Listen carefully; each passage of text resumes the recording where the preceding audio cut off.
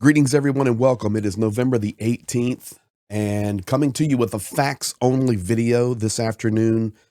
After that live yesterday, and after all of the information we went through in regard to the United States and others, such as France and Great Britain, allowing Ukraine to strike deeper into Russian territory with Western rockets, such as ATACMS and Scalps and Storm Shadows. Now, 24 hours later, we need to see where we're at, and it will be facts only. So, guys, what do we know now about 24 hours after all of these things have unfolded? This is what I want to share with you for the next few minutes.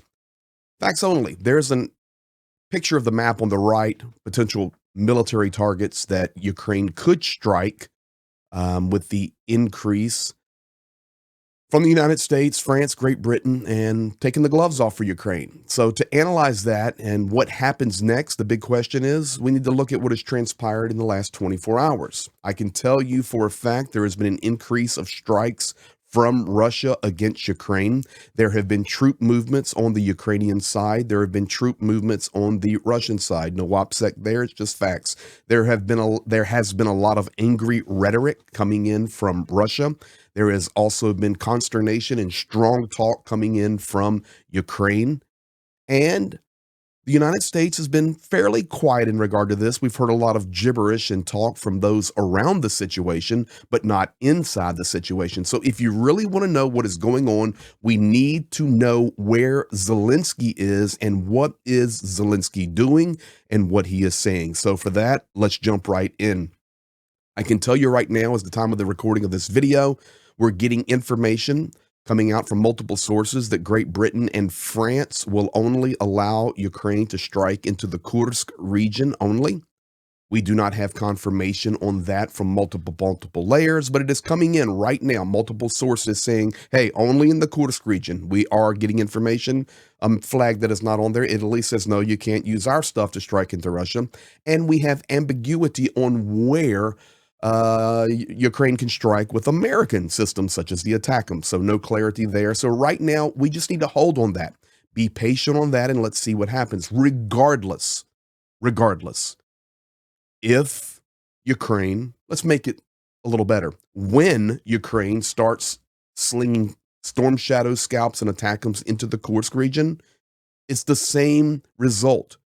It's the same result because they are striking into Russian sovereign territory with Western NATO weapons. We shall see what unfolds from that, but that is where we're at this very moment. Pay attention and stay tuned. We'll keep you updated on that. Now, some more facts only. I shared at the live stream yesterday that while all of this was breaking, Sumi was being struck. Now, what's interesting to me in this, and I shared this on a couple of streams last night that I was a guest on, was this. It takes hours or days to plan large missile strikes. I know that from talking to my Ukrainian buddies and talking to friends in America who have served in the military or serve in the military. You just don't go do it. So the attack on Sumi, of course, was pre-planned prior to the release of information that the United States would take the gloves off for Ukraine. So it couldn't have been a quick planning to, okay, we're going to answer back. We're going to strike Sumi. No, that's not what happened. But Russia could have stopped it. See, it may take days to plan it, but you can just say abort, and that attack is off the table. That did not happen. So therefore, we can analyze it slightly as a response. Sumi being struck massively, 11 killed, over 50 wounded. What does Zelensky say? He says the same thing about Sumi and Odessa and Kremenchuk. You'll hear about that in just a minute. These are not accidental. These are demonstrative strikes after calls and meetings with Putin. Once again, a reference to Olaf Scholz. After all the gossip in the media about the alleged abstention from strikes, media around the world, Russian Federation shows what it is really interested in, only war. Facts. Guys, that's facts. My kids, it's kind of like a slang thing around here. If I say something at home and my kids like it, they go, Dad, facts. So guys, I'm telling you right now, that is facts. Facts only. Odessa. Terrible strike. Terrible strike.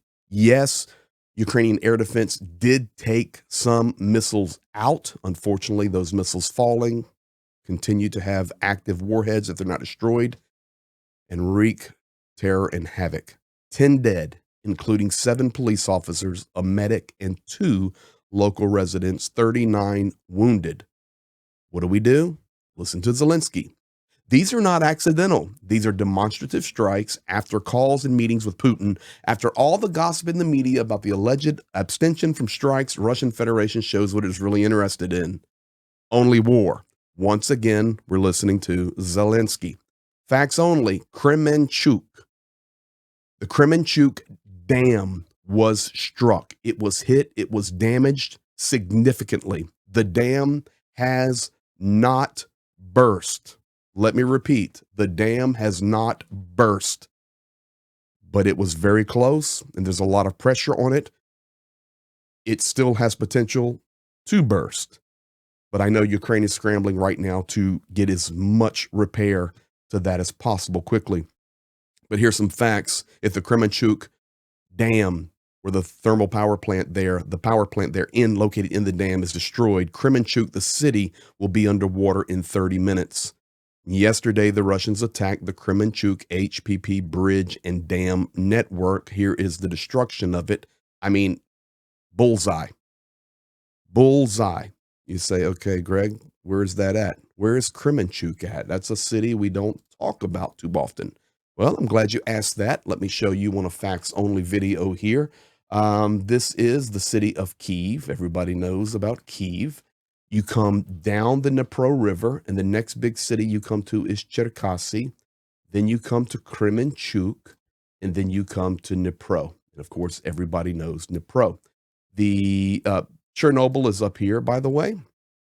The river, the Dnipro River, runs this way down through Kyiv, down through Petroslav, down through Cherkasy, down through Kremenchuk, down into Dnipro, and then it continues on to Zaporizhia. That is it. So we're talking about the dam at this location right here along that system of the Dnipro River. Now, let me take you a little closer. Let's do this for you, just so you can see what I'm talking about. You can see here a little better, and then I'll zoom in further. Kremenchuk, large city, hundreds of thousands of people in Kremenchuk. The reservoir right here, which is the Dnipro River. Massive amount of water right there, guys. Massive, massive amount of water all located in here. It's full. And the dam system is located right there. I'll clear that off. And now I will come in even closer and show you Kremenchuk Hydroelectric Power Dam. It's right here. What you were looking at on the images earlier, right here. And the strike actually took place about right there. So you can tell the water would go this way. Close, very, very close. Same thing that happened in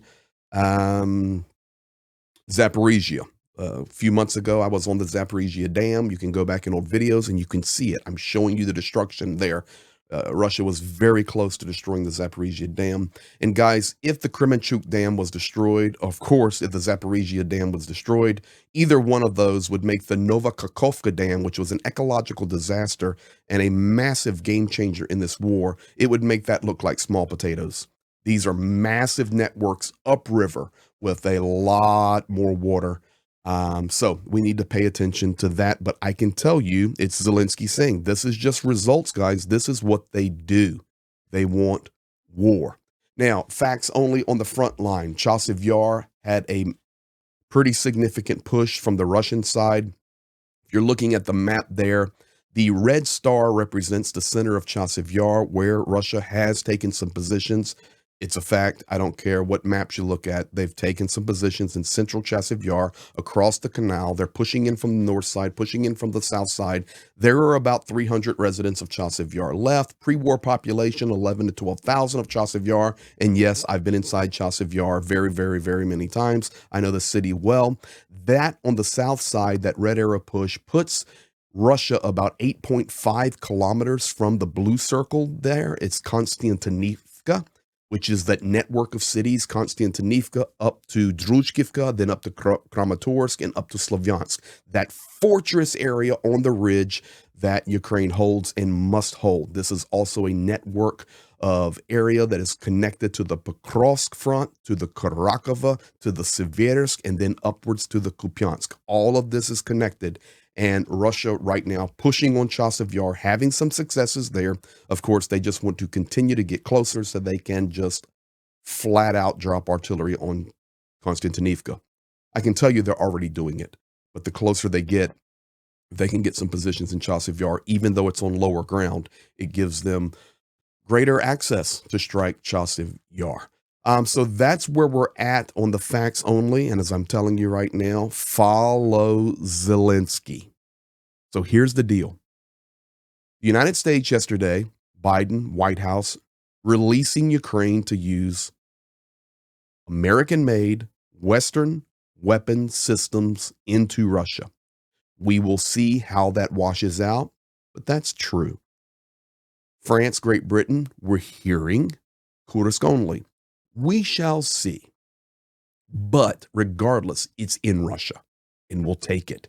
And now the game will be on to Russia's response. I can tell you right now, and please be looking for this, I have got in some audio from Dmitry Peskov, who is talking about Erdogan's suggestion to freeze the conflict, to freeze the war. And Peskov is speaking for Putin and says, no way are we freezing any front lines. So we can see it escalating. I will work on getting that video translated and hopefully in a few hours get another facts video out for you and even have some more updates. So follow Zelensky. Where was Vladimir Zelensky today? Was he in Kyiv sitting in a bunker? No. After the United States releases this information, Europe comes alongside with Great Britain and France. You would think, okay, well, Zelensky's going to, be in Kyiv, make some speeches. No, Volodymyr Zelensky today went to Pokrovsk and Volodymyr Zelensky went to Kupiansk, two of the hottest battles on the front. And at certain places, he was only between 2 and 3 kilometers from Russian positions. That close, guys, making a bold statement. And this is what he said. Wishing health to our dear Ukrainians, today at the front, I visited Kupiansk and Pokrovsk, congratulating our brave soldiers on Sergeant's Day. Sergeants are the backbone of our army, setting an example for all soldiers through their dedicated service, and received reports on the security and social situation in Donetsk and Kharkiv regions. We stand firm in our positions. Thank you to our soldiers. Glory to Ukraine. That's all you need to hear. You could see him standing in front of the Kupiansk sign. And what did he say? Of course, he's congratulating soldiers on Soldier Day. He's getting reports right from the front on Kharkiv and Donetsk, all the hot battles. But what did he say? He said, we stand firm in our positions, fighting for our country. We're fighting for our people. We're going to liberate our stolen regions. We stand firm. Guys, that's where we're at on November the 18th afternoon here on the East Coast of the United States. As I told you, be on the lookout for the next one. I want to get Peskov translated. You need to hear what he says. It's important just to continue to understand this whole war situation, which is extremely fluid and escalating by the minute. Guys, thank you for being here. Thank you for all that you do. Big shout out to all the new subscribers, all the new folks that have joined the Discord. Appreciate you very much. And as always, I love to give a shout out to my moderators who do so much work to help me so I can focus on content. You guys be blessed and have a great day, and we'll see you soon.